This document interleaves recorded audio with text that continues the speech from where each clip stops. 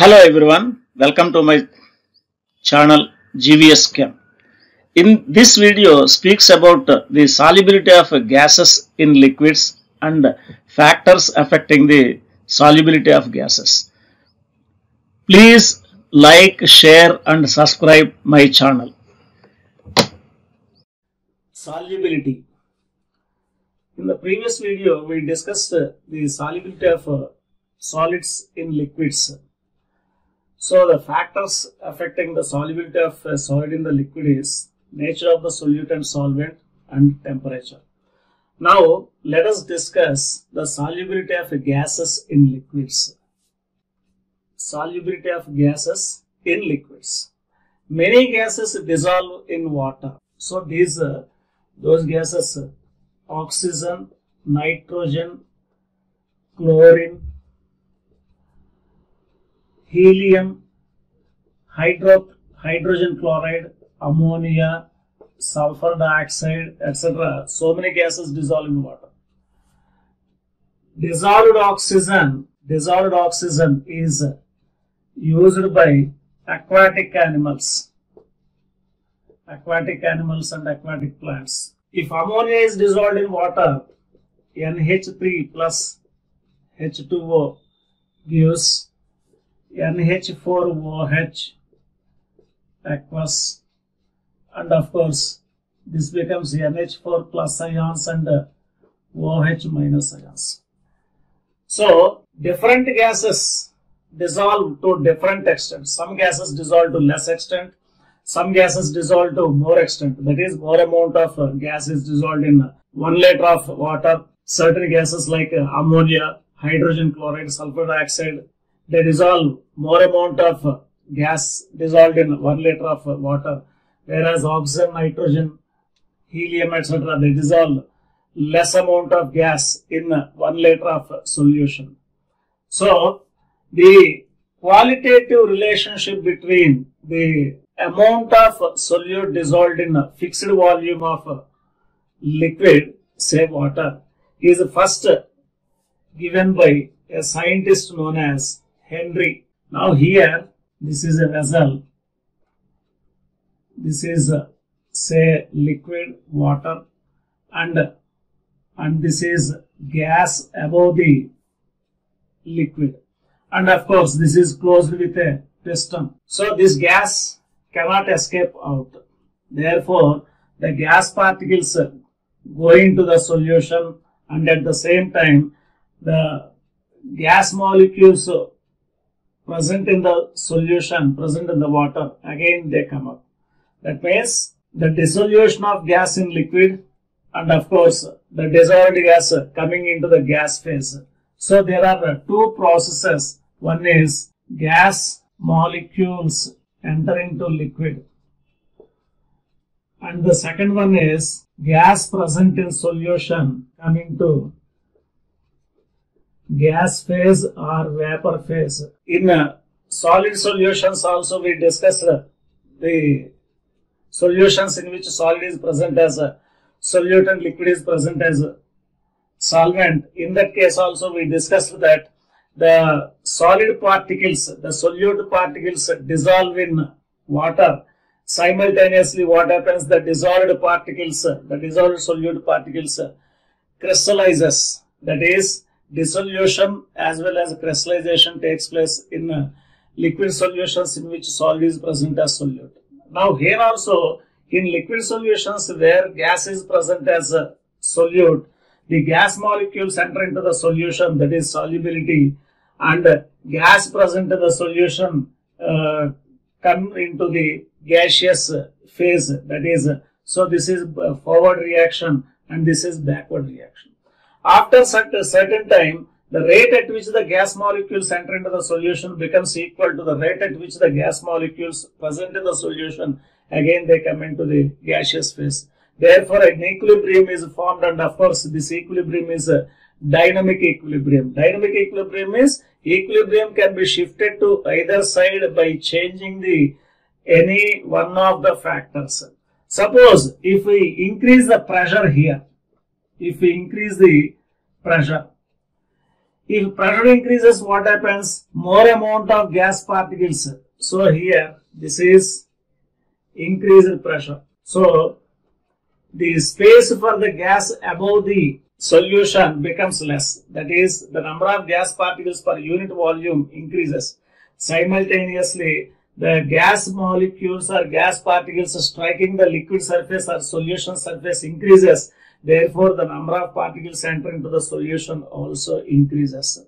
That means if we increase the pressure, solubility of the gas increases. That is, the equilibrium shifts to right side. So that let's write the equilibrium: gas plus solvent. Solvent is liquid. So this is solution. So if pressure increases, what happens? The amount of gas entering into the solution becomes more. Therefore, what happens? The equilibrium shifts to right side. That means the equilibrium shifts in such a direction that where the effect increased is nullified. That means if the pressure increases, what happens? More amount of gas molecules enter into the solution. Therefore, pressure on the gas becomes less. That means a new equilibrium is established.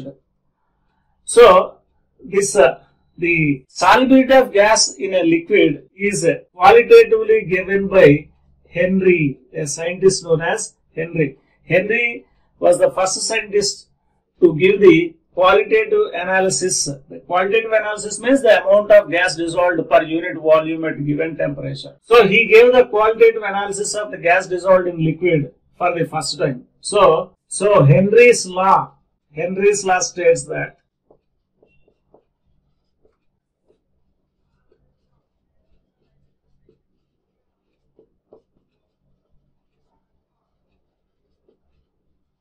at constant temperature,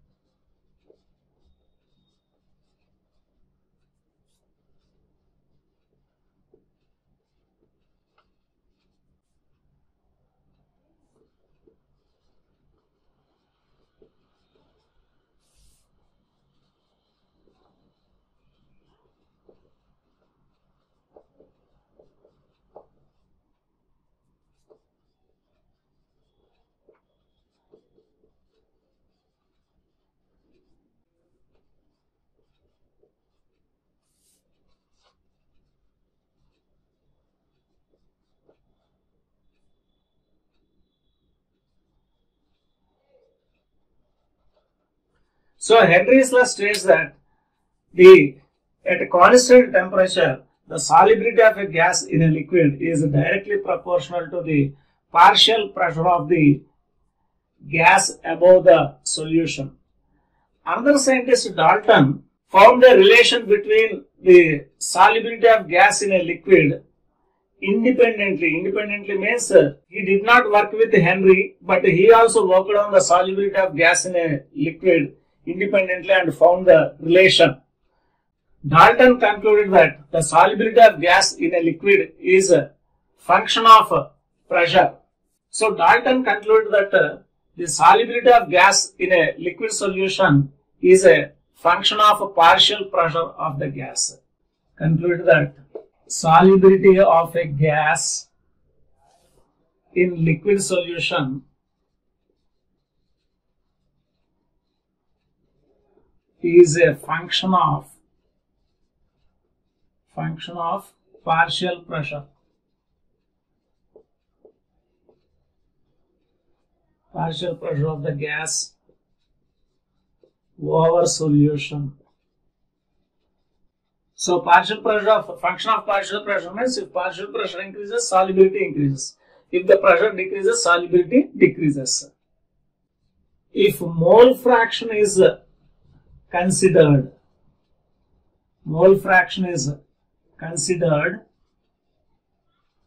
as amount of gas dissolved in a liquid. If mole fraction is considered as amount of gas dissolved in a liquid, then mole fraction of the gas in the liquid. Mole fraction of gas in the liquid is proportional to the partial pressure of gas over the solution.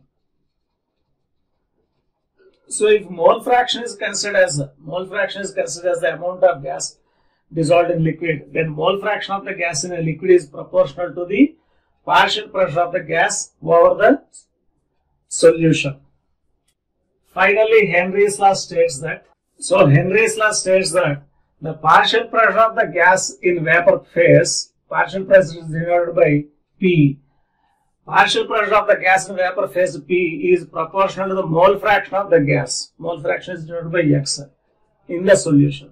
Mathematically, it is represented as P is directly proportional to X. So, to remove this proportionality, we can take P equal to KH into X. KH is the proportionality constant known as a KH, where KH is the constant known as Henry's law constant. Henry's law constant. If KH increases, solubility decreases. Greater the value of KH, smaller is the solubility, and vice versa. So, greater the value of KH, smaller is the solubility. Smaller is the solubility. So in this table, values of Henry's law constant for different gases are given. Gas, Kelvin in temperature in Kelvin scale, and KH in kilobar. Hydrogen at 293 Kelvin, 69.16. Oxygen at 293, 34.86. So when we compare these two, hydrogen and oxygen, KH value for oxygen is smaller.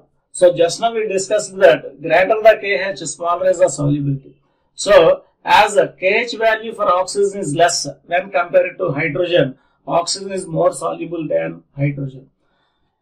Oxygen, solubility of oxygen at 303 Kelvin, 46.82. So here KH value increases. KH value increases from 293 to 303 means solubility decreases. So if temperature increases, solubility decreases. Carbon dioxide at 298 Kelvin, it is 1.67. That means carbon dioxide is more soluble than that of oxygen as well as hydrogen. Methane KH value is 0.413. Therefore, methane is also soluble in water than oxygen and hydrogen.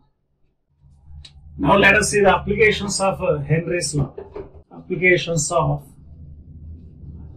Henry's law. Number 1. Cool drinks. In cool drinks, carbon dioxide gas is dissolved in water along with some ingredients. So when more amount of carbon dioxide is passed under seal, that is cap, when cap is kept and more amount of carbon dioxide is filled in the bottle, the amount of gas dissolved in liquid is more. Whenever the cap is opened, the excess amount of carbon dioxide comes out in the form of froth. Similarly, when we drink such a drink, after some time the gas comes out, that is the excess of carbon dioxide goes into the stomach, comes out. Number 2, inhalation, respiration. During the respiration, oxygen is inhaled. So the oxygen goes into the lungs, combines with hemoglobin to form oxyhemoglobin. This oxyhemoglobin goes to different parts of the body and enters into the cells. In cells, oxyhemoglobin combines with digested food and we get combustion takes place, CO2 plus water vapor plus energy. So this energy is used for sustaining the life. The so formed CO2 again comes out with the hemoglobin, and of course the carbon dioxide is exhaled. And the next one is Mountain climbers, the people who living at higher altitudes, the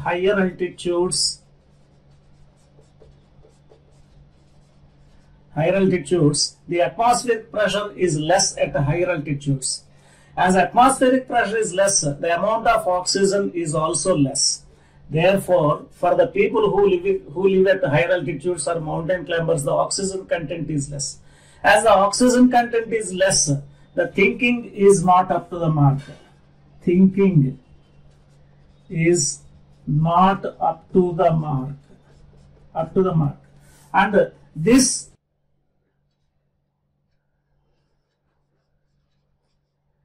inactivity is called anoxia. This inactivity is called anoxia. And the next one is divers. Divers means people who go into deep seas for the explorations, etc. They carry oxygen cylinders.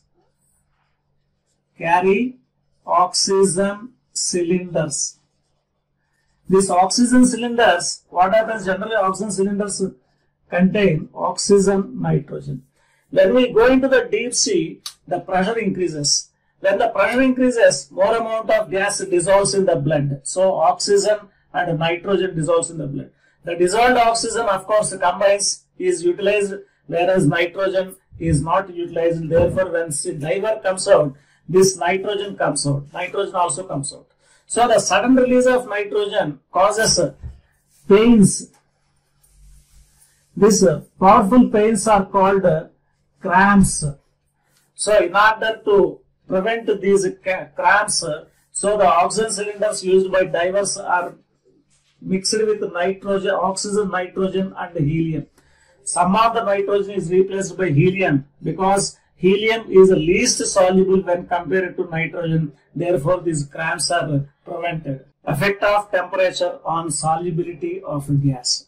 See, this is a gas. So when gas is in open container, what happens? It occupies the available space.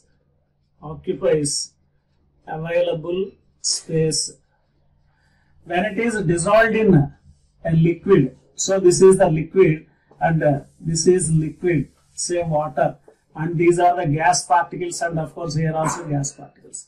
Therefore, what happens? The space for movement, random movement for gas particles decreases. Therefore, the gas enters into the liquid. Whenever the gas enters into the liquid, what happens? The gas particles, they come closer. And of course this can be compared with crystallization. So here, what happens here? More randomness is there, So here, less randomness, right? As less randomness, so randomness is nothing but entropy. Entropy, more randomness becomes less randomness. That means here randomness is more, here randomness is less. Therefore, randomness decreases. Therefore, delta S is negative. Moreover, during the crystallization of solution, what happens? Energy releases. So here also, when gas dissolves in liquid, energy releases. Therefore, when gas dissolves in liquid, energy releases. Therefore, dissolution of gas in a liquid is exothermic. Exothermic process. Therefore, if temperature increases, solubility of gas becomes less. So, at higher temperatures, solubility of gas is less or decreased. At a higher temperature, solubility of the gas decreases or less. So, gas plus liquid solvent becomes solution. What happens here? During the gas dissolves in water, in liquid, delta H equal to negative. Therefore, it is exothermic. Exothermic. If we apply the temperature, if temperature is increased, if the temperature increases, solubility of gas decreases, therefore equilibrium shifts to left side, that is dissolution does not take place or dissolution decreases. So if temperature increases, dissolution of gas decreases or dissolved gas escapes out.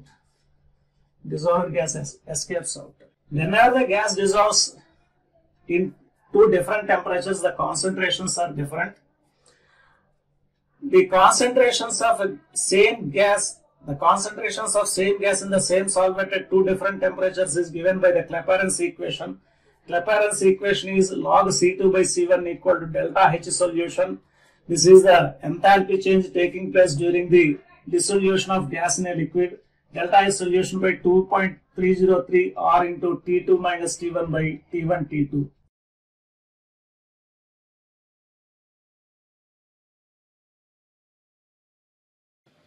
Thank you. Students are advised to revise this lesson and prepare well for examination.